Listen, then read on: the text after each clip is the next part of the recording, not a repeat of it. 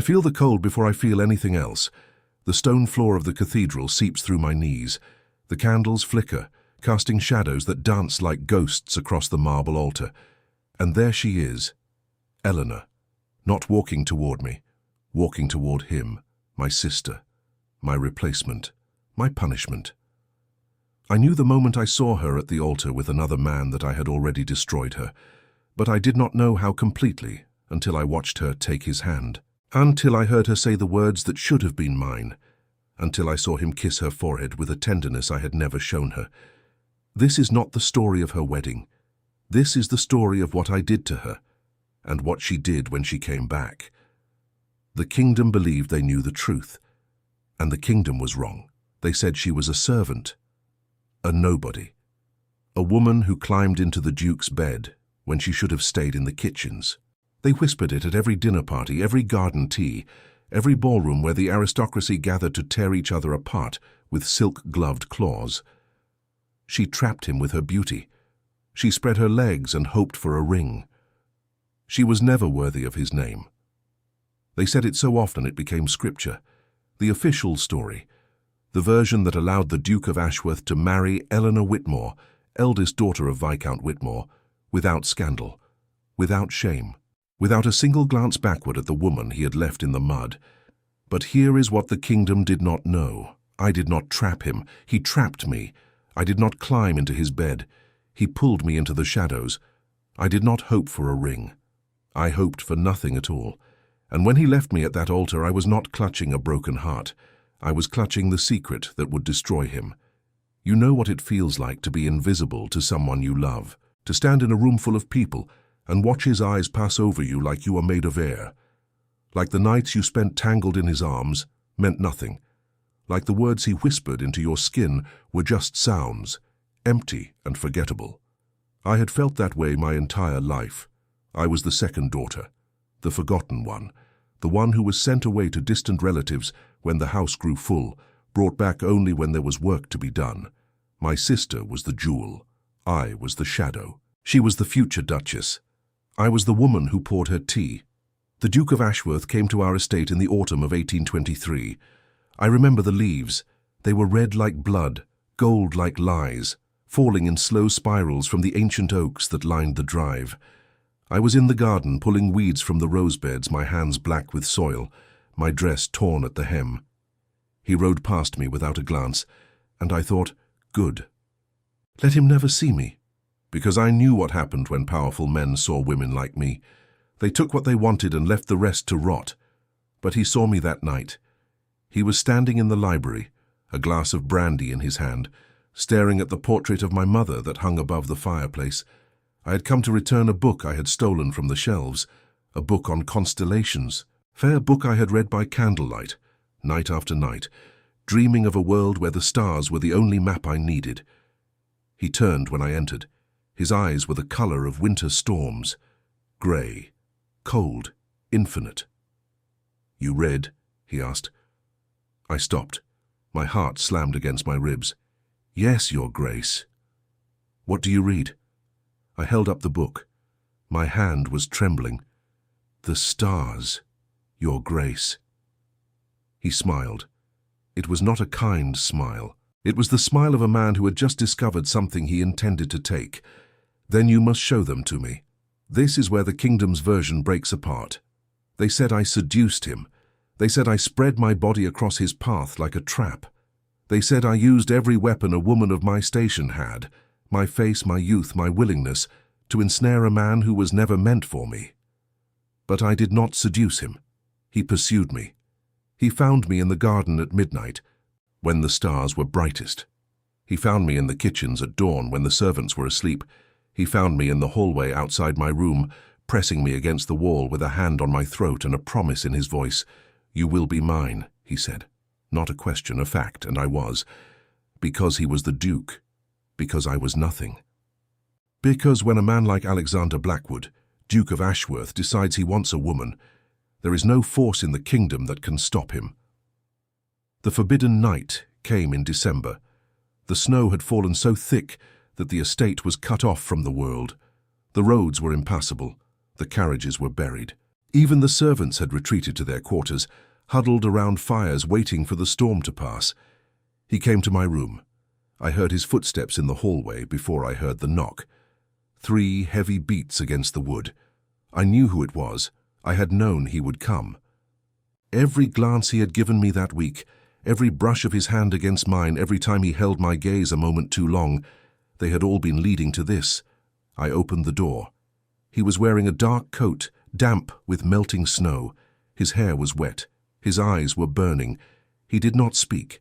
He stepped inside, closed the door behind him, and took my face in his hands.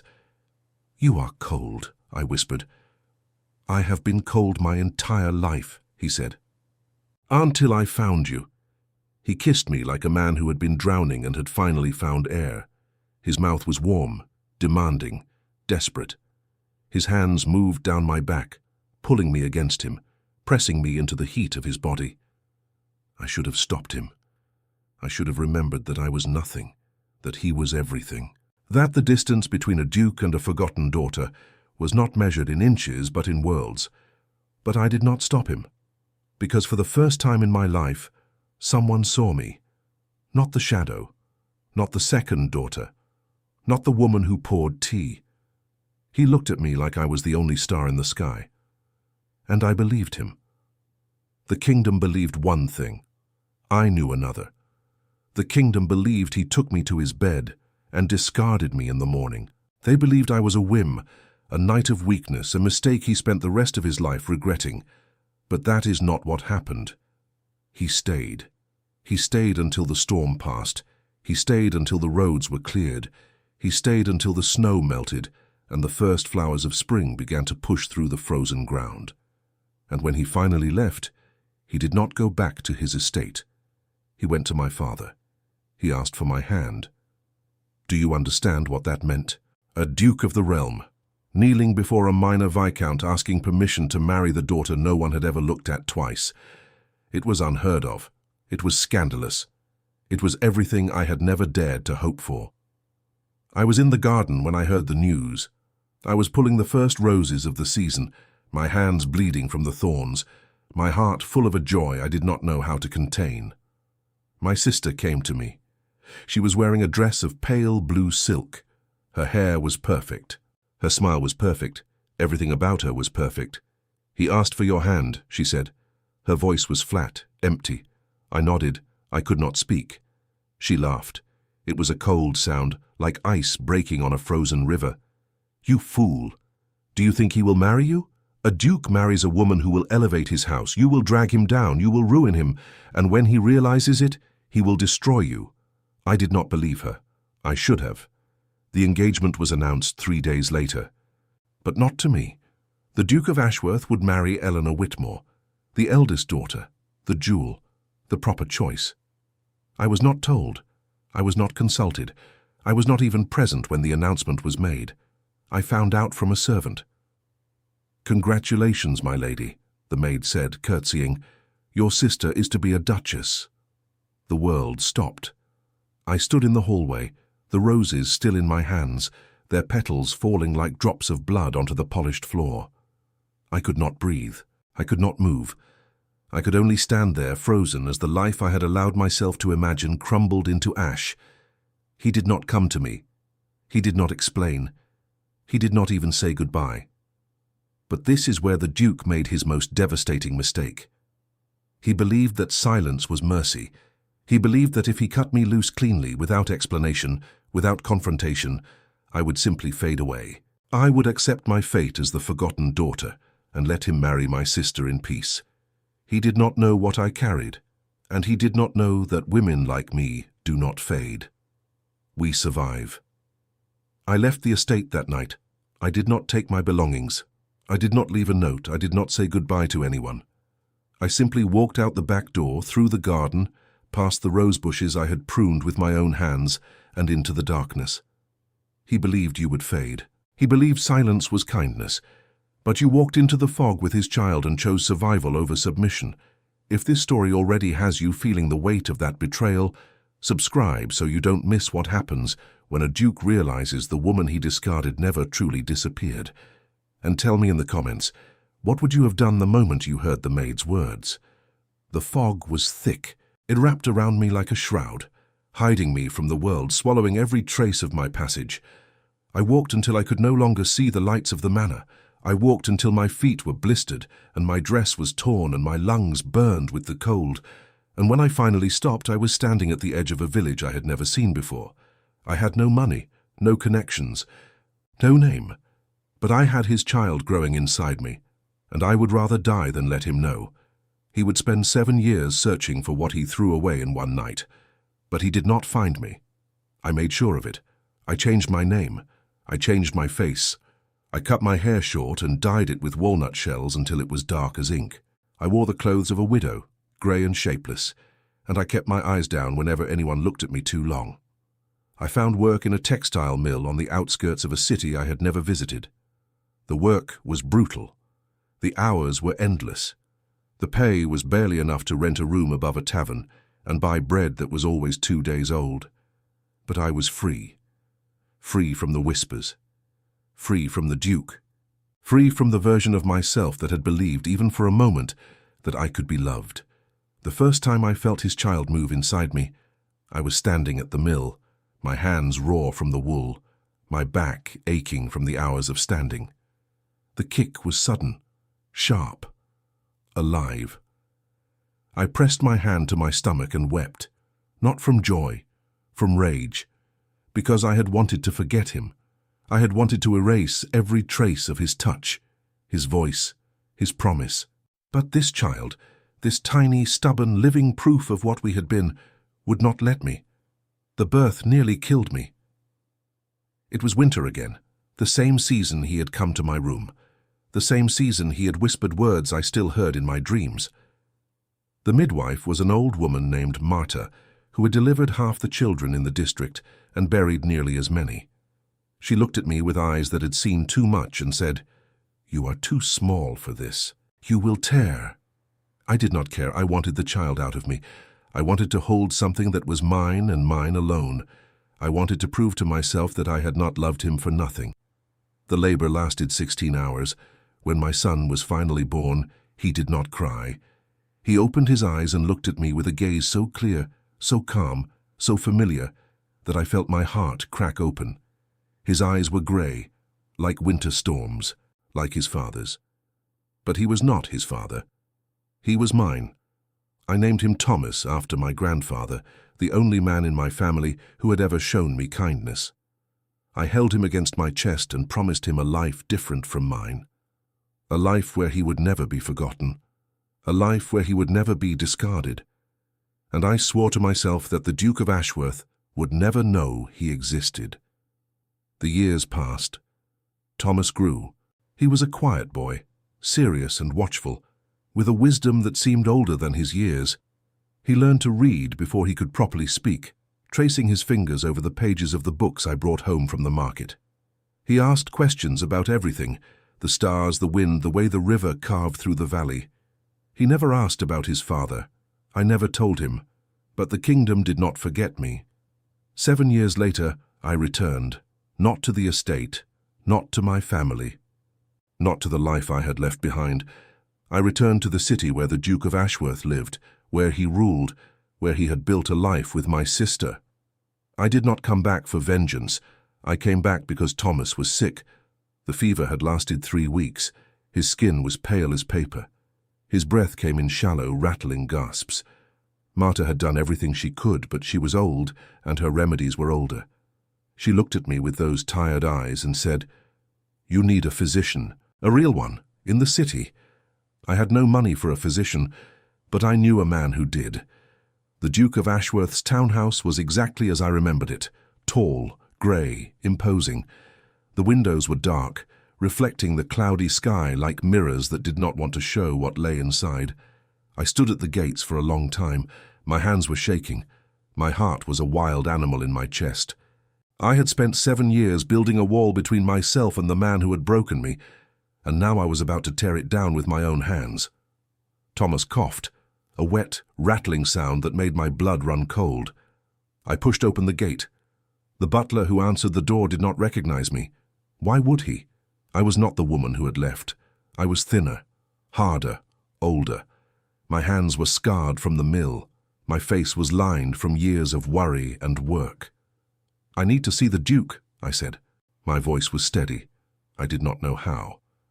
"The Duke is not receiving visitors. Tell him it is about the child he left in the snow." The butler's face went pale. He stepped aside, and I walked into the house of the man who had destroyed me. The foyer was a cathedral of marble and shadow. Chandeliers hung like frozen waterfalls. Portraits of dead ancestors lined the walls, their painted eyes following me as I crossed the threshold. I held Thomas tighter against my chest. His forehead burned through my dress. A door opened at the end of the hallway, and there he was. Alexander Blackwood, Duke of Ashworth, looked exactly as he had 7 years ago. The same grey eyes, the same dark hair, now threaded with silver at the temples. The same mouth that had whispered promises into my skin. But something was different. He was thinner. The sharp angles of his face had become hollows. His coat hung loose on his shoulders, as if he had forgotten to eat, as if he had forgotten to live. He looked at me, and the world stopped. I saw recognition dawn in his eyes, slow at first, like light creeping over a frozen landscape, then, all at once, like a dam breaking. "Eleanor," he breathed. "Not Eleanor, the other one, my sister." He thought I was her. "No," I said. My voice was flat. "Dead. The other one. The one you threw away." His face went white. He took a step forward, then another. His hand reached out, trembling, as if he was afraid I would dissolve into smoke. "Is it you?" he whispered. "Is it truly you?" I did not answer. I shifted Thomas in my arms, letting him see the child, letting him see the grey eyes that mirrored his own. His hand froze mid-air. His mouth opened, closed, opened again. "Who is that?" His voice cracked on the last word. "His name is Thomas. He is 7 years old. He has your fever in his lungs. And I need your physician to save him." The Duke of Ashworth fell to his knees. Not a controlled descent, not a theatrical gesture. He collapsed, as if the weight of 7 years had finally crushed him. His hands pressed against the marble floor. His breath came in ragged gasps. "I have a son," he said. Not a question, a revelation. "You have nothing," I said. "I did not come here for you. I came here for him. Help him, and I will disappear again." He looked up at me. His eyes were wet, red, broken. "I searched for you," he said. "Every day, every night. I tore apart the kingdom. I offered fortunes. I begged." "I know. I never stopped. I know." "Then why did you not come back?" I laughed. It was a hollow sound, empty of joy. "Because you chose her, because you stood at that altar and watched me become invisible. Because you let them tell the story where I was the whore and you were the victim." He flinched as if I had struck him. "I did not choose her," he said. "The announcement was made. My father made it. He threatened to disinherit me. He threatened to ruin your family. He told me that if I married you, he would destroy every person you had ever loved. Then you should have let him try." He looked at me with something I had never seen in his eyes before. Shame. "I was a coward," he said. "Yes, you were." Silence. The clock on the mantel ticked. Thomas coughed again, a wet, rattling sound that broke through the stillness. "Will you help him?" I asked. "I will give him everything," the Duke said. "My name, my fortune, my life. I do not want your name, I do not want your fortune, I want your physician, and then I want you to forget we ever existed." He rose to his feet, slowly, carefully, as if every movement cost him something. "You know I cannot do that," he said. "Then you will learn." The physician came within the hour, a tall man with kind eyes and steady hands. He examined Thomas, listened to his chest, pressed his fingers against the boy's throat. "The fever has settled in his lungs," he said, "but it is not too late. I can treat him. He will recover." I closed my eyes. The relief was so sharp it hurt. "But he will need rest," the physician continued. "Weeks of it. He cannot be moved." I looked at the Duke. "You have rooms," he said quietly. "The best rooms. I will not disturb you. I will not even look at you, if that is what you wish." "That is what I wish." He nodded. His jaw tightened. But he said nothing. The next weeks were a kind of torture I had not anticipated. I lived in his house. I ate his food. I slept in his sheets. And every night I felt the weight of his presence, just beyond the door, just beyond the walls, like a storm waiting to break. Thomas grew stronger. His color returned. His laugh came back, bright and clear, filling the hollow rooms with a sound I had never expected to hear in that place. And he began to ask questions. "Who is the man with the grey eyes?" he asked one evening as I tucked him into bed. "No one." "He watches us." "Does he?" "Yes. From the hallway. He thinks I do not see him, but I do." I did not know what to say, so I said nothing. But the Duke saw, and the Duke waited. He waited in the garden where I walked each morning. He waited in the library where I read each evening.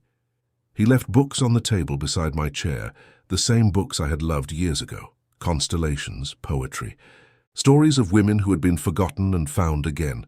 I did not touch them, but I did not throw them away either. And then one night he came to my door, not the way he had come 7 years ago, with desire burning in his eyes. He came like a penitent, barefoot, bare-handed, dressed in a simple white shirt, unbuttoned at the collar. "I cannot do this anymore," he said. "Do what?" "Pretend that I am not dying without you." I wanted to close the door. I wanted to send him away. I wanted to protect myself from the wreckage of his love, but I did not. "Say it," I said. "Say what you should have said 7 years ago." He took a breath, a shaking, broken breath. "I should have chosen you. I should have walked away from my title, my fortune, my family. I should have held your hand and told the world that you were worth more than all of it. And now? Now I am begging you. Not for forgiveness, not for another chance, just for a moment. One moment where you look at me the way you used to." I looked at him, and for the first time in 7 years I let myself see him, not the Duke, not the man who had broken me. "I should have chosen you." Those words, 7 years too late, yet still carrying the weight of a man undone. If you want to witness every unraveling, every confession, every moment this Duke learns what it costs to break a woman's heart, then subscribe so you do not miss what comes next. Tell me in the comments, would you have opened the door that night, or would you have let him drown in his own regret? The man who had held me in a snowstorm and whispered that I was the only star in his sky. "I cannot forget what you did," I said. "I know. And I cannot promise that I will ever forgive you. I know. But I am still here, and I am still breathing. And Thomas? Thomas loves your garden." He let out a sound, half laugh, half sob. "I will plant 1,000 gardens," he said. "I will grow roses in every corner of this estate, and I will wait, as long as it takes." I did not let him in that night, but I did not close the door either. The confrontation came 3 days later. I was in the garden watching Thomas chase a butterfly through the roses when I heard footsteps behind me, heavy, deliberate, the footsteps of a woman who had never learned to walk softly. I turned. My sister stood at the edge of the path. She was still beautiful, still perfect, but there was something in her eyes that had not been there before, something sharp, something hungry. "You," she said. "Eleanor. Do not speak my name. You have no right." I stood my ground. "I have every right. I bore his son. I carried his child through 7 years of poverty. I did not hide in silk dresses and pretend the world owed me everything." Her face twisted. "You think I wanted this? You think I chose to marry a man who spent every night calling out your name?" The words hit me like a blade. "Every night," she repeated. "Every night for 7 years. He would lie beside me and whisper your name in his sleep. He would reach for me in the dark and call me you." I did not know what to say. "I have lived in your shadow," she said. "And I am done." She turned. She walked away. And I stood in the garden surrounded by roses, feeling the weight of a truth I had never allowed myself to believe. He had never stopped loving me. The final night came in autumn. The leaves were falling again, red like blood, gold like lies. The same season he had first seen me in the garden. I found him in the library, standing before the portrait of my mother, the same portrait he had been looking at the night we met. "You should not be here," I said. He turned, his eyes found mine. "I know. Thomas is asleep. I know. The physician says he is fully recovered. I know." Silence. "I am leaving in the morning." He did not move, did not blink. "I know." "Then why are you not stopping me?" He walked toward me. Slowly, each step measured, careful, as if he was approaching something precious that might shatter. "Because I have learned," he said, "that I cannot keep you, I cannot trap you, I cannot make you stay with promises or pleas or threats. The only thing I can do is love you, and let you choose." He stopped in front of me. "I am not the man I was," he said. "I am not the duke who let his father rule him. I am not the coward who stood at that altar and watched you leave. I am a man who has spent 7 years learning what it means to lose everything. And what have you learned?" He reached out. His hand hovered near my face, not quite touching. "That you are not a mistake. You are not a scandal. You are not a secret I need to hide. You are the only truth I have ever known." His fingers brushed my cheek. I did not pull away. "I love you," he said. "I have always loved you, and I will love you for the rest of my life, whether you stay or whether you go." I looked into his gray eyes, the eyes that had haunted my dreams, the eyes that had watched me from the shadows, the eyes that held more pain than I had ever allowed myself to see. "Show me," I said. He kissed me. It was not the desperate kiss of a man who had been drowning. It was the kiss of a man who had finally found shore. Slow, deep, certain. His hands cradled my face as if I was made of glass. And for the first time in 7 years, I let myself break. I wept against his chest. All the rage, all the loneliness, all the nights I had held Thomas in my arms and pretended I did not miss the sound of his father's voice. He held me. He did not speak. And in the morning I did not leave. I stood at the window of his library, watching the sun rise over the garden. Thomas was asleep in a room upstairs. The Duke was standing behind me, his hand resting lightly on my shoulder. "I cannot promise I will stay forever," I said. "I know. But I can promise I will try." He pressed his lips to my hair. "Some loves are not chosen," he said. "They are recognized." I did not answer, but I did not pull away, and the sun rose over a garden full of roses, planted by a man who had spent 7 years learning how to love a woman he had never stopped searching for. The months that followed were not easy. They were not gentle. They were not the fairy tale I had once dreamed of as a girl, sitting in the garden with my books of constellations, believing that love would save me. Love did not save me, I saved myself, and the Duke of Ashworth spent every day proving that he was worthy of standing beside the woman I had become. He did not demand my forgiveness. He did not expect my trust. He did not assume that because I had stayed through one autumn, I would stay through the winter. He earned me, day by day, hour by hour, gesture by gesture. He woke early every morning to build a fire in Thomas's room, so the boy would never feel the cold the way I had felt it. He took Thomas to the stables and taught him to ride, holding the reins with patient hands, never pushing, never rushing. He read to him at night, not the dry histories of dukes and battles, but the stories of constellations I had once loved, pointing to the window and showing him where the stars hid during the day. "You will teach him to hope," I said one evening, watching them from the doorway. The Duke looked up. His grey eyes were soft. "I am teaching him to trust. It is the same thing." I wanted to tell him that trust was not the same as hope. Hope was dangerous. Hope was the thing that had destroyed me, but I did not say it, because I saw for the first time that he was teaching me the same lesson. Thomas thrived. He grew tall and strong, his grey eyes bright with curiosity, his laughter filling the halls that had been silent for too long. He called the Duke father without hesitation, as if he had been waiting his whole life for a word he had never been allowed to speak, and the Duke called him son with a reverence that made my chest ache. But the world outside the estate had not forgotten. The aristocracy whispered. They always did. They said the Duke had gone mad, taken back a woman who had borne a bastard in secret, brought shame upon a title that had stood for centuries. They said I was a schemer, a manipulator, a woman who had trapped him with a child and would drain his fortune before the year was out. They said my sister had been wronged. They said the Duke had broken her heart. They said I was the villain of a story that had never belonged to me. You know what it feels like to be the villain in someone else's story, to be blamed for surviving, to be punished for refusing to disappear, to have your pain erased because it is inconvenient for the people who caused it.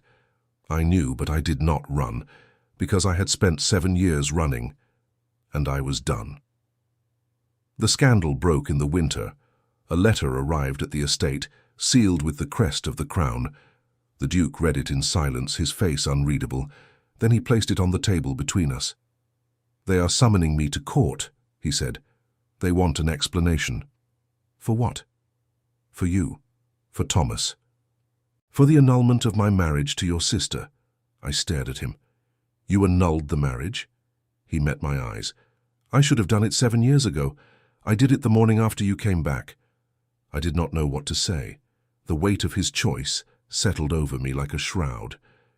"They will destroy you," I said. "Let them try. Alexander." He reached across the table and took my hand. His fingers were warm, steady, certain. I have spent my entire life doing what was expected of me. I married the woman my father chose. I became the Duke he wanted me to be. I let the kingdom decide who I was and who I loved. And I lost you. His grip tightened. "I will not lose you again. Not for a title, not for a crown, not for the entire kingdom on its knees." I felt the tears before I could stop them. "They will call me a whore," I said. "Then they will answer to me. They will call Thomas a bastard. Then they will answer to my sword." He rose. He walked around the table. He knelt before my chair, taking both my hands in his. "Let them say what they will. Let them whisper. Let them write their scandals in every paper in the kingdom. I do not care, because I have you, and I have my son, and that is the only truth that matters." I pressed my forehead to his. "Then let us go to court," I said. "Together. Together." The court was a cage of silk and judgment. I wore a dress I had not chosen, a deep emerald green that the Duchess of Ashworth had sent from her own wardrobe, along with a note that read, "Wear this. It matches your eyes, and let them see you." I did not know if it was kindness or strategy. I wore it anyway. The throne room was vast, lined with nobles who had come to watch me fall. Their eyes followed me as I walked down the aisle, their whispers curling around me like smoke. The servant girl. The scandal. The woman who destroyed a duke. I kept my head high, my hands steady. I had survived a mill. I had survived childbirth alone. I had survived 7 years of being nobody. I could survive this. The king sat on his throne, old and tired, his crown heavy on his brow. He looked at me with eyes that had seen too many scandals, too many ruined families, too many women dragged through the mud, while the men who had wronged them stood silently by. "Eleanor Whitmore," he said, "you stand before this court, accused of seducing the Duke of Ashworth, bearing a child out of wedlock and returning to disrupt a lawful marriage." My voice was clear, steady. "Your Majesty, I stand before this court accused of surviving. That is my only crime." The whispers stopped. I did not seduce the Duke. He pursued me. I did not bear a child to trap him. I bore a child because I loved him, and I did not return to disrupt his marriage. I returned because our son was dying, and I had no other choice. The king's eyes flickered. "The Duke has requested an annulment of his marriage to your sister." I did not ask him to, but he did it. "Yes, Your Majesty." "And you accepted his protection." "I accepted his help. I have not accepted his protection. I have spent 7 years protecting myself. I do not need a man to save me." A murmur ran through the court. The king leaned forward. "Then what do you want, Eleanor Whitmore?" I looked at the Duke. He was standing to my left, his face pale, his hands clenched at his sides. He looked like a man waiting for a sentence. "I want my son to know his father. I want the world to know that I am not ashamed to be hidden. I want the truth to be spoken, even if it destroys the story the kingdom has told itself." The king was silent for a long moment. Then he smiled. It was a small, tired smile, the smile of a man who had seen too many lies and had finally heard something real. "The truth," he said, "is a rare thing in this court. I will hear it." The Duke stepped forward. He spoke for an hour.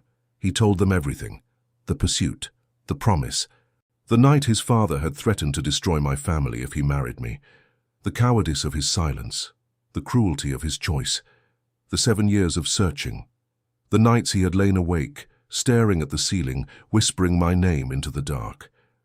"I am not the victim of this story," he said. "I am the villain. I was the villain the day I let her leave. I was the villain every day I did not go after her. And I will spend the rest of my life trying to become the man she deserves." The court was silent. The king looked at me. "You have heard his confession. What do you say?" I looked at Alexander, really looked at him, the man who had broken me, the man who had searched for me, the man who had knelt before me and promised to wait as long as it took. "I say," I whispered, "that I am tired of being alone." He crossed the distance between us in 3 steps. He took my face in his hands, and before the king, before the court, before the entire kingdom that had whispered my name like a curse, he kissed me. He kissed me like I was the only woman in the world. And for the first time in 7 years, I let myself believe it. The court erupted, not in applause, not in condemnation, in chaos. Nobles rose from their seats, their voices colliding like stones in a river. Some called for my arrest, others demanded the Duke be stripped of his title. A woman in the back screamed that I was a witch, that I had cast a spell, that no man of his station would debase himself for a woman like me unless something unnatural was at work. The king raised his hand. Silence fell like a blade. "The Duke of Ashworth has spoken his truth," the king said, "and the woman beside him has spoken hers. I have heard enough." He looked at me. His eyes were unreadable. "Eleanor Whitmore, you are not guilty of seduction. You are not guilty of scheming. You are not guilty of any crime but loving a man who did not have the courage to love you back." The Duke flinched beside me. "But the law is the law," the king continued.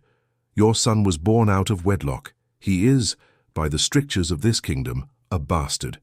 He cannot inherit the title. He cannot bear the Duke's name. He cannot be recognized as legitimate unless—" He paused. The room held its breath. "Unless the Duke marries you. Properly. Publicly. Before God and this court. And I declare the union retroactive to the date of your son's birth." The Duke's hand found mine. "Then let it be done," he said. "Today, now." The king leaned back in his throne. "You understand what this means, Ashworth. You will be mocked. Your children will be whispered about. Your name will be stained in every drawing room in the kingdom. I do not care. You will lose allies, you will lose favor. I have already lost everything that mattered once. I will not lose it again." The king looked at me. "And you, Eleanor Whitmore, you understand that you will never be accepted. You will always be the woman who climbed from the kitchens to the throne room. You will never be truly noble." "I have never been truly noble," I said. "I have been truly hungry, truly tired, truly desperate, and I have survived. That is enough." The king smiled again, that tired, knowing smile. "Then let the records show," he said, "that the Duke of Ashworth has chosen his bride, and let no man speak against it." The wedding took place in the same cathedral where I had once watched him marry my sister. I wore the emerald dress. He wore a coat of deep grey, the colour of his eyes, the colour of winter storms. Thomas stood between us, holding both our hands, his small face serious and proud. "You look like a queen," he whispered to me. "I am not a queen. You are to me." The ceremony was short. There were no flowers, no music, no crowd of well-wishers. Just the king, the priest, and a handful of witnesses who had been commanded to attend. But when the priest said the words, "Do you, Alexander, take this woman to be your wife?" the Duke's voice did not waver. "I do." "And do you, Eleanor, take this man to be your husband?" I turned to him. This man who had let me rewrite our entire story. If you need to see how Eleanor's defiance reshapes this house, this kingdom, this Duke's haunted heart, subscribe so you can witness every victory still to come. And tell me in the comments, what was the moment you knew the Duke was hers again? Was it the cathedral, the emerald dress, or the king's reluctant smile? I looked at him, the man who had broken me, the man who had searched for me, the man who had knelt before a king and confessed his shame. I do. The priest pronounced us married, and the Duke of Ashworth kissed his wife. That night, I stood at the window of his chambers, our chambers, and watched the moon rise over the garden. The roses were gone now, their blooms fallen, their stems bare. Winter was coming. He came up behind me, his arms wrapped around my waist, his lips pressed against my shoulder. "You are thinking," he said. "I am always thinking." "What are you thinking now?" I leaned back into his chest. "I am thinking that I do not know how to be a duchess. You have been one since the day I met you. I have been a survivor. That is different." He turned me to face him. His grey eyes held mine. "You are a survivor. You are a mother. You are a wife. You are the woman who walked into a king's court and told the truth when it would have been easier to lie. You are the woman who raised my son alone, in a mill, in a city where no one knew your name. You are the woman who came back not for revenge, but for love." His hands cradled my face. "You are a duchess, Eleanor, not because a king declared it, not because a priest blessed it, because you have the heart of one, and you always have." I did not cry, but I held him, and I did not let go. Winter came. The snow fell thick and white, blanketing the garden, silencing the world. Thomas built a snowman in the courtyard. The Duke watched from the window, a smile on his face, a cup of tea in his hand. "He looks like me," the Duke said. "He's missing a nose. His temperament is the same." I laughed. It was a sound I had not made in years. It surprised me. The Duke turned. His eyes softened. "I have not heard you laugh," he said. "I have not had reason to." He crossed the room. He took my hands. "I will give you 1,000 reasons, every day, for the rest of your life. You cannot promise that. I can promise to try." And he did. He brought me books on constellations, the same ones I had loved as a girl.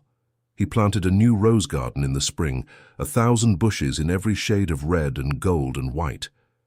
He took me to the stables and taught me to ride, not as a lady but as a woman who could fly across the fields with the wind in her hair.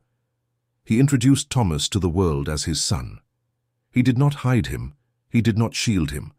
He took him to the village, to the market, to the homes of neighboring lords. He held his head high and said, "This is my heir," and let the whispers fall where they may. But the whispers did not stop. They grew. They said I had bewitched him. They said the child was not his. They said I had poisoned my sister, that she had fallen ill after the annulment, that she had been seen weeping in the gardens of her new estate. My sister. I had not thought of her in months. I found out from a servant that she had left the kingdom.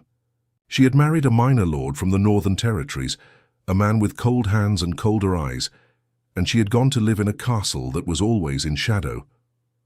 I wrote to her once. I told her that I did not hate her. I told her that I understood why she had married him.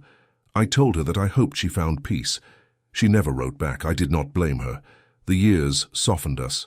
Thomas grew taller, stronger, more like his father every day. He had the Duke's grey eyes, the Duke's quiet intensity, the Duke's way of watching the world as if he was solving a puzzle no one else could see.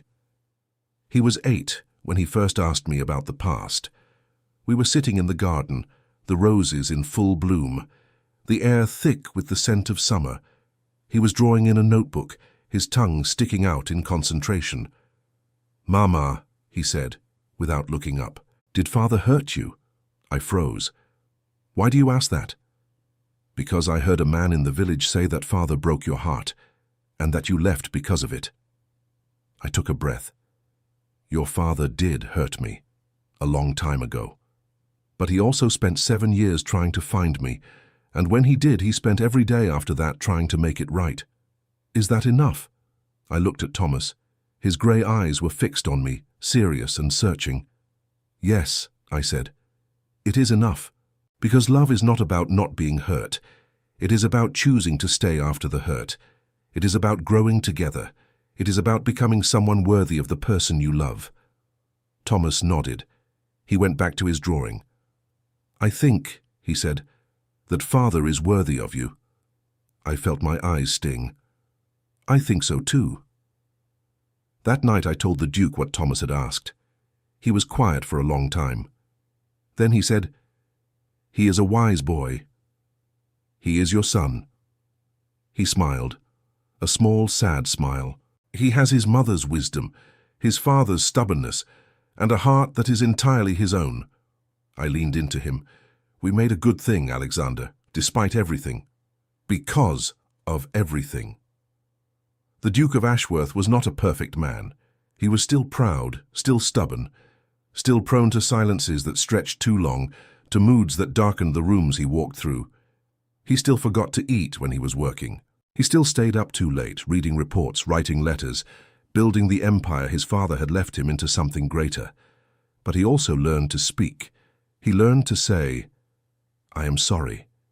He learned to say, "I need you." He learned to say, "I am afraid."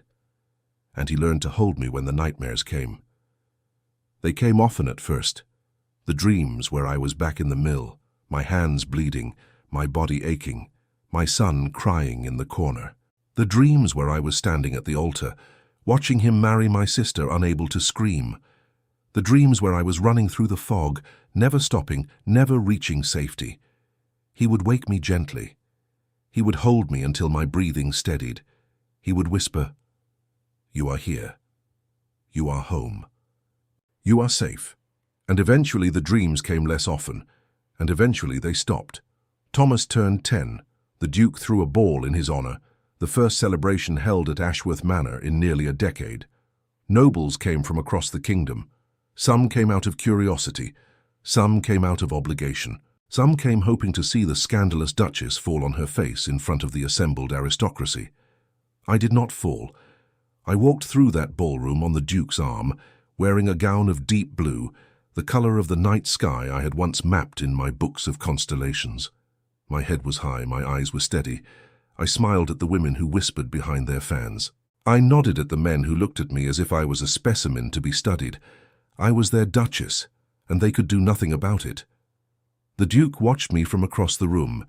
He was speaking with a group of lords, but his eyes never strayed far. They followed me as I moved through the crowd. They found me in the gaps between bodies, in the spaces between candlelight and shadow. At midnight he crossed the ballroom floor. He took my hand. "Dance with me," he said, "in front of all these people. Especially in front of all these people." He led me to the center of the floor. The music swelled, the crowd parted, and the Duke of Ashworth danced with his Duchess. His hand was warm on my back. His eyes never left mine. The world fell away. The whispers, the stares, the years of pain, and there was only him. Only his arms around me. Only the way he looked at me as if I was the only woman in the world. "I love you," he said, his lips brushing my ear. "I know. I will love you until the stars burn out. I know. I will love you until the roses forget how to bloom. I know." He pulled back. His grey eyes searched mine. "Do you believe me?" I smiled. "Every day a little more." The ball ended at dawn. The guests left. The candles burned down. The servants cleared the dishes and swept the floors and disappeared into the quiet corners of the house. Thomas was asleep in his room, his face peaceful, his hand clutching the stuffed horse the Duke had given him on his 5th birthday. I stood in the doorway watching him. The Duke came up behind me. "He looks like you when he sleeps. He looks like you when he argues. He gets that from you." We stood in silence watching our son breathe. "What happens now?" I asked. "Now," the Duke said, "we live. Is that all? Is there more?" I thought about it. The years ahead, the challenges, the whispers that would never fully stop, the scars that would never fully heal. There is always more, I said. But this is enough. He took my hand. Yes, he said, it is. The morning light crept through the curtains, pale and golden. The Duke of Ashworth kissed his wife. Their son dreamed of horses and stars, and the house that had been silent for 7 years was finally fully alive.